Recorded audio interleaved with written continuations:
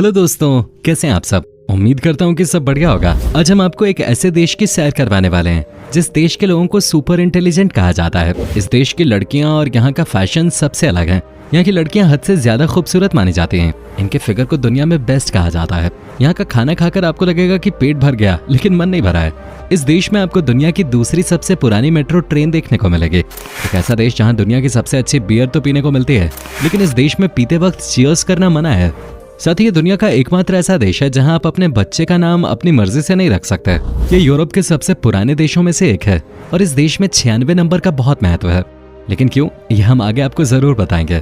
दोस्तों, आज हम बात कर रहे हैं हंगरी देश की। आज की वीडियो बहुत मजेदार होने वाली है। अब बस बने रहिए हमारे साथ वीडियो के अंत तक। सबसे पहले बता दें कि हंगरी देश यूरोप के एकदम बीचों बीच स्थित है, जिसके साथ उत्तर में स्लोवेकिया का बॉर्डर है, तो उत्तर पूर्व में यूक्रेन, पूर्व में रोमेनिया, क्रोएशिया और स्लोवेनिया दक्षिण पश्चिम में, तो साइबेरिया का बॉर्डर दक्षिण में मिलता है।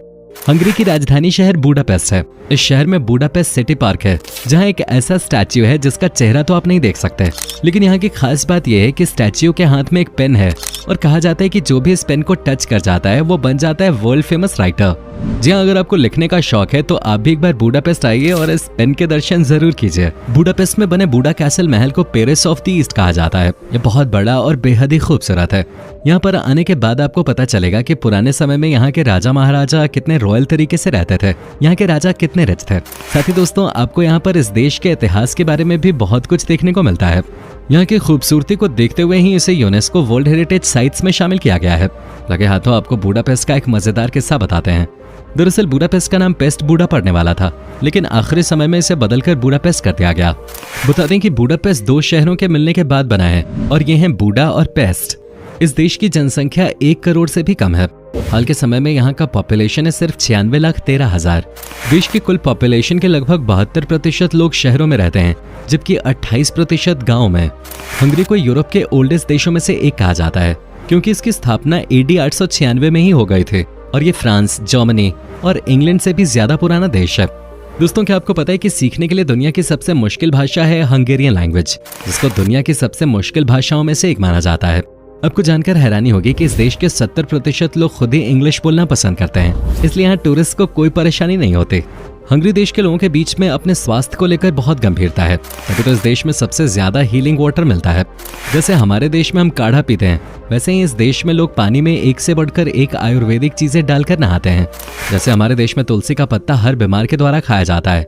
लोगों का मानना है कि यह हर छोटी बड़ी बीमारी से बचाता है। ठीक वैसे ही पलिंका नाम की एक मेडिसिन है जो हंगरी के लोग छोटी मोटी बीमारियों में लेते हैं। यहाँ के लोगों का मानना है कि ये भी हर बीमारी से बचाते हैं। हंगरी में दुनिया के सबसे ज्यादा और सबसे बढ़िया इंडोर स्विमिंग पूल्स मिलते हैं। इस देश में आप कहीं भी समुद्र का नजारा नहीं देखेंगे, लेकिन फिर भी अगर आपको है पानी से प्यार, तो यहाँ आप लेक बैलेटन का मजा ले सकते हैं, जो कि सेंट्रल यूरोप का सबसे बड़ा लेक है। ये झील इतना बड़ा है कि आपको इसके किनारे में समुद्र जैसा ही एहसास होगा। यहाँ वीकेंड पे बहुत सारे लोग सनबाथ का मजा लेते हुए दिख जाते हैं। क्या आप यकीन कर सकते हैं कि इस देश के छोटे छोटे बच्चे ही यहाँ की ट्रेन चलाते हैं। जी हाँ, यहाँ गायरमिक वासुट रेलवे है और ह्यूवस वोल्गी स्टेशन के बीच चलती है। इसे चलाते हैं 10 से 14 साल की उम्र के बच्चे।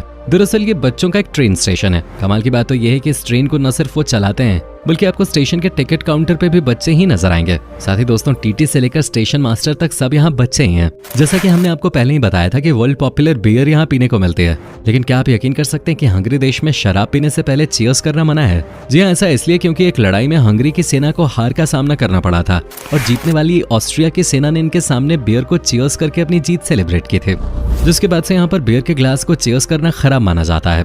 अगर आप इस देश में गए हैं तो इस बात का खास ख्याल रखिएगा, नहीं तो आपको लेने के देने पड़ सकते हैं। वैसे कई लोग इस देश को वाइन कंट्री भी कहते हैं, और वो इसलिए क्योंकि हंगरी में 22 अलग अलग वाइन रीजन्स और 8 प्रकार की ग्रेप्स की वैरायटी पाई जाती है, और यही कारण है कि हंगरी को वाइन कंट्री भी कहा जा सकता है। यहाँ का वाइन भी काफी पॉपुलर है। जब भी हमारे देश में कोई बच्चा पैदा होता है तो हम अपनी मर्जी से उसका नाम रखते हैं, लेकिन हंगरी में मामला कुछ और ही है। इस देश में आप अपने बच्चे का नाम खुद की मर्जी से नहीं रख सकते। यहाँ सरकार ने कुछ नाम डिसाइड किए हुए हैं, आपको उन्हीं में से एक चुनना होता है।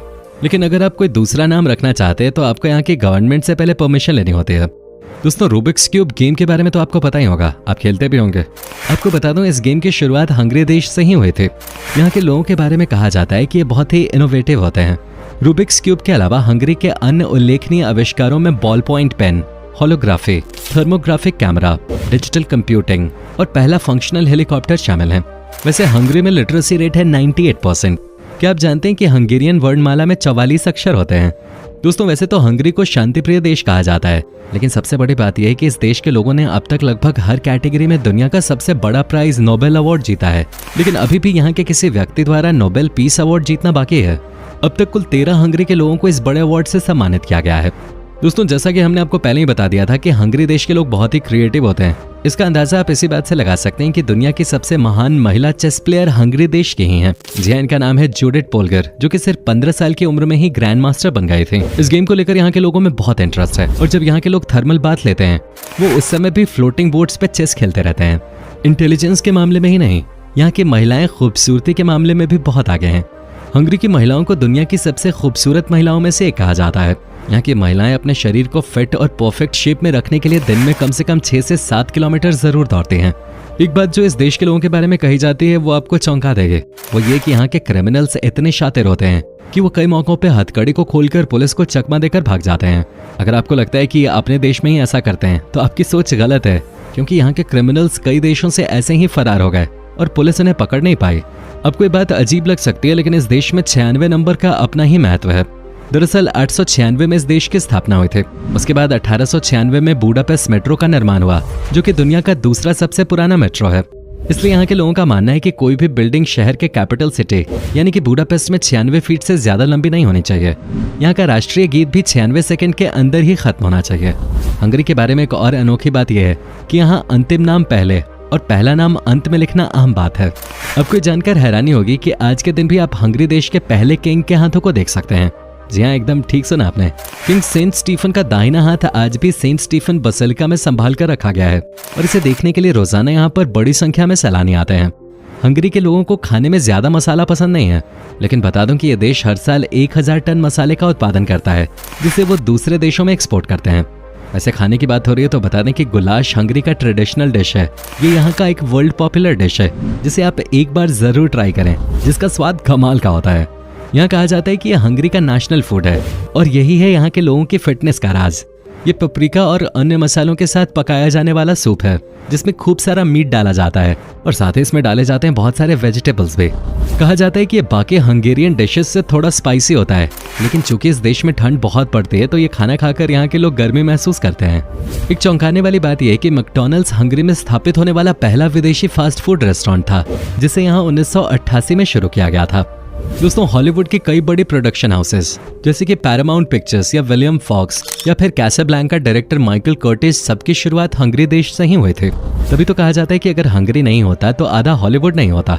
देश की कैपिटल सिटी बुडापेस्ट के बारे में कहा जाता है कि ये शहर आजकल बॉलीवुड वालों की फेवरेट सिटी बन गई है। यहाँ पर बहुत सारी बॉलीवुड की फिल्मों की शूटिंग होती रहती है।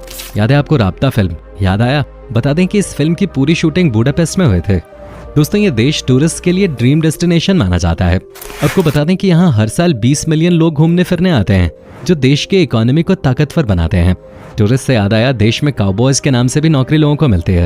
ये सुनकर आपको लग रहा होगा कि इस काम में गाय का ख्याल रखना होता है, पर बात ऐसी नहीं है। दोस्तों यहाँ काउबॉयज उन्हें कहा जाता है जो कि घोड़ों के साथ एक से एक खतरनाक स्किल करके यहाँ आए टूरिस्ट का मनोरंजन करते हैं। दोस्तों हंगरी देश में वाटर पोलो गेम बहुत ज्यादा पॉपुलर है। आपको बता दें कि हंगरीज मेंस वाटर पोलो टीम को वर्ल्ड्स बेस्ट टीम भी कहा जाता है, क्योंकि इस गेम में हंगरी देश ने अब तक 15 ओलंपिक मेडल्स जीते हैं, जिसमें से 9 गोल्ड मेडल्स हैं। हंगरी में अगर आपको किसी लड़की को शादी के लिए या गर्लफ्रेंड बनाने के लिए प्रपोज करना है तो आपको लाल गुलाब फूल के साथ लड़की से पूछना पड़ता है। अगर वो हाँ बोलती है तो आपको वो लाल गुलाब अपने साथ ही रखना होता है। दुनिया का सबसे बढ़िया ट्रांसपोर्ट सिस्टम इस देश का माना जाता है। यहाँ आपको किसी भी जगह क्यों न जाना हो, आप बहुत ही आराम से पहुंच सकते हैं। आपको मेट्रो की सुविधा तो कैपिटल सिटी में मिल जाएगी, साथ ही आप बस से एक शहर से दूसरे शहर के लिए निकल सकते हैं और ऊपर से यहाँ के रोड वर्ल्ड क्लास हैं। यहाँ रोड के आसपास के नज़ारे भी कमाल के लगते हैं। यहाँ जो भी टूरिस्ट एक बार आए वो लाइफ टाइम का एक्सपीरियंस और साथ में यादें लेकर जाते हैं। तो दोस्तों ये था बहुत ही खूबसूरत देश हंगरी। उम्मीद करता हूँ कि आपको हमारा ये एपिसोड बहुत पसंद आया होगा। हमें नीचे कमेंट करके जरूर बताएं कि आज के वीडियो में आपको हंगरी की कौन सी बात सबसे अच्छी लगे। क्या आप कभी गए हो हंगरी, और अगर गए हो तो आपका एक्सपीरियंस कैसा रहा, ये भी हमारे साथ शेयर जरूर कीजिएगा। साथ ही इस वीडियो को अपने दोस्तों और रिश्तेदारों के साथ शेयर करना मत भूलिएगा। हमारे चैनल को भी सब्सक्राइब जरूर कर दीजिएगा। वीडियो को अंत तक देखने के लिए आपका बहुत बहुत शुक्रिया। अब से फिर मुलाकात होगी एक और नई वीडियो के साथ।